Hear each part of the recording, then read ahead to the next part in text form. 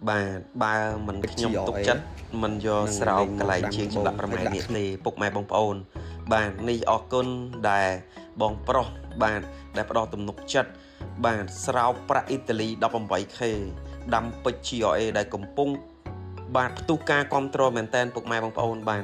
នេះបងប្រុសចឹងអរគុណសម្រាប់ការជួយ like share នៅវីដេអូមួយនេះបាទអញ្ចឹងបងដែលគាត់នៅតាមបណ្ដាខេត្តចង់មានបន្តោងបានអសពីដូនតាចង់លេងម៉ូតយ័ន្តខ្មែរបាទលេខ9លេខហុងស៊ុយ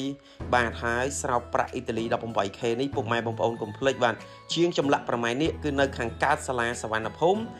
ផ្លូវ420កែងផ្លូវ95បាទផ្ទះលេខ 3A3B បាទ